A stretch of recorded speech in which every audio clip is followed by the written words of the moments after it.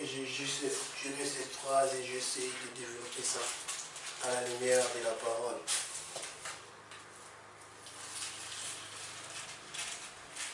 La Bible nous dit, dans Jean 8, 31-32, tu pourras même continuer après. Et si vous demeurez dans ma parole, vous êtes vraiment mes disciples. Vous connaîtrez la vérité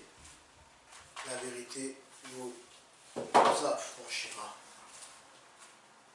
Voilà ce que la Bible nous dit. Premièrement, la Bible nous dit, si nous demeurons dans la parole de l'Éternel, on est vraiment ses disciples. En ce moment que tu vas demeurer dans sa parole, c'est en ce moment que tu connaîtras la vérité là qui affranchit les gens. Ne laisse pas la parole devenir un jugement pour toi. Votre petit sujet au thème de ce soir, ne laisse pas la parole devenir un jugement pour toi. Dans ce chapitre, Jésus est en train de parler aux pharisiens, aux Israélites.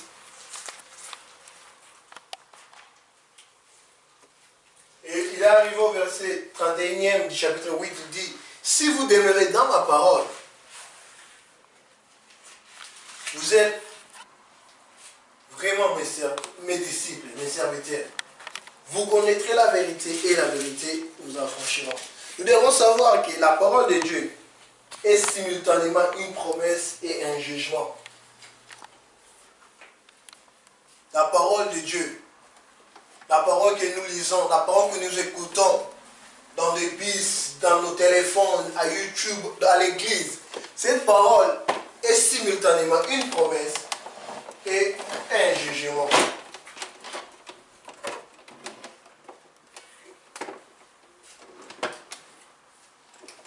Beaucoup ont écouté la parole de Dieu.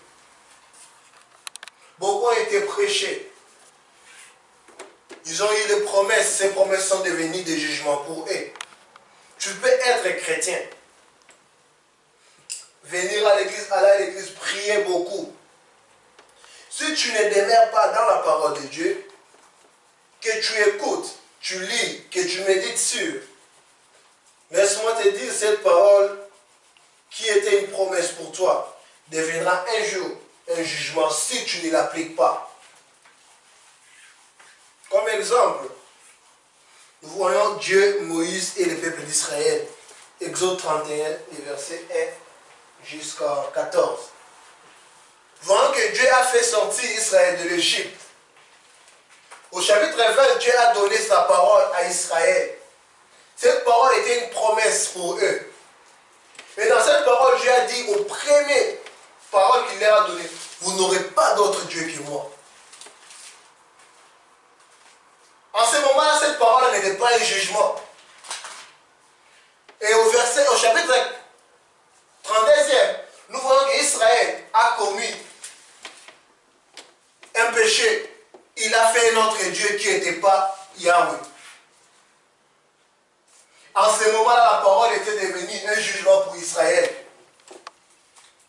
Plus de 3000 hommes ont péri ce jour-là. La parole de Dieu qui n'est pas appliquée nous juge. Tu connais la vérité. Pour être enfant, je dois appliquer cette vérité. Ne laisse pas la parole que nous écoutons devenir un jugement. La parole de Dieu nous dit, allez faire de toutes les nations des disciples. C'est la parole de Dieu. Toi, tu pars, tu arrives quelque part, tu vois qu'il n'y a pas d'église. Au lieu de commencer quelque chose, tu ne veux pas. Tu veux parler d'autres personnes, tu ne veux pas. Oui, aujourd'hui, ça ne peut pas te juger. Un voleur peut voler chaque jour, il vole, on ne l'attrape pas. Mais un jour, il finira par être attrapé. Ne laisse pas la parole devenir un jugement. Peuple d'Israël ont vu, Moïse est parti, il ne descend plus. Oh, Aaron, fais-nous un Dieu. Chose grave, ils ont dit, Israël, voilà votre Dieu qui vous a fait sortir de l'Égypte, le veau d'or.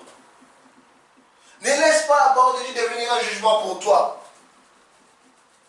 Ne laisse pas, car cette parole peut te délivrer. Mais si tu ne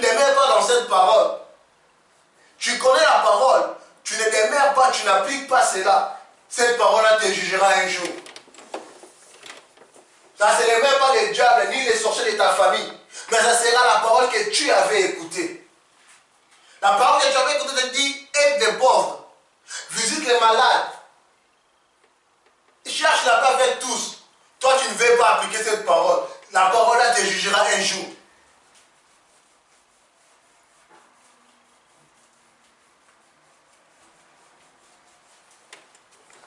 Si Dieu ne te laisse faire, si Dieu ne te détruit pas, si Dieu ne te frappe pas encore, parce qu'il veut que tu te répandes, il veut que tu appliques la parole, que cette parole continue à demeurer une promesse pour toi. Israël avait une promesse. Ils devaient tous aller en Égypte, en Israël, dans la terre promise. Mais ils n'ont pas entré en Canaan. Beaucoup n'ont pas entré en Canaan. Pourquoi? Ils ont laissé la parole qu'ils avaient écoutée devenir un jugement. Moïse avait écouté une parole venant de Dieu. Moïse parle à la pierre. L'eau va sortir. Moïse, à cause de sa colère, il n'a pas appliqué la parole qu'il avait écoutée. Il a fait selon ses pensées. Et cette parole était devenue un jugement pour lui. Moïse, tu verras la terre, mais tu n'y rentreras pas. Dieu nous parle. Dieu nous visite. Dieu nous parle à l'église. Dieu nous parle même là où tu es, quand tu dors. Dieu te parle. Applique ce que Dieu te dit. C'est simple. Beaucoup nous n'appliquons pas ce que Dieu nous dit. Nous voulons être affranchis, mais nous ne demeurons pas. Pour être affranchi, tu dois d'abord demeurer.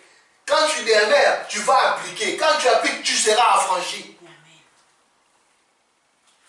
En ce moment, la parole ne va pas te juger, mais la parole va te protéger. La parole deviendra une promesse pour toi.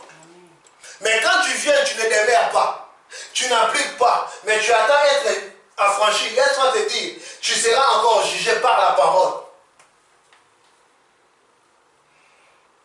Ne vole pas, la Bible ne vole pas. Mais toi, tu connais que voler, ce n'est pas bien. Mais tu te permets à voler. Continue à voler, on t'attrapera. Tu paieras. Tu sais que tuer n'est pas bon, mais toi, tu tues toujours. Continue à tuer. Oh, la parole te jugera. Les péchés, ce n'est pas bon. La vie de péché, c'est la mort. Toi, tu continues à pécher. La parole te jugera. Ne laisse pas la parole devenir un jugement pour toi. Ne laisse pas. La parole de Dieu a été donnée. Dieu nous a donné sa parole pour nous guider vers les cieux. Dieu nous a donné sa parole pour que nous héritons de bénédictions sur cette terre avant d'arriver d'abord au ciel. Dieu nous a donné sa parole pour avoir la guérison. Dieu nous a donné la parole pour avoir la bénédiction, les richesses, l'élévation, tout ce que nous avons besoin. Mais nous ne vivons pas cela. Pourquoi? Parce que nous n'appliquons pas la parole qui nous a été dite, qui nous a été donnée. Cette parole commence à nous juger. Toi, pécher, ce n'est pas bien. Pourquoi tu pêches? Voilà les conséquences du péché. Et voilà ce qui va t'arriver. Ça t'arrivera. Le peuple d'Israël, 3000 hommes ont péri. Un autre exemple, Samson a connu la parole. Dieu avait donné une parole à ses parents. Ses parents ont dit à Samson sa parole, la parole de l'Éternel. Et Samson n'a pas appliqué la parole. Il a fini par être jugé. Il a perdu ses yeux. Même sa force un jour. Tandis que cette parole était une promesse de délivrance. Mais il s'est retrouvé lui-même attrapé, esclave quelque part. La personne qui était censée délivrer, il est maintenant dans des liens. Pourquoi? Il n'a pas appliqué la parole. Tu peux avoir une mission spécifique, mais quand tu n'appliques pas la parole qu'on t'a donnée, cette mission-là deviendra un cachot pour toi. Samson, l'homme qui délivrait Israël, il se retrouve maintenant au camp des Philistins, dans des liens, sans vision.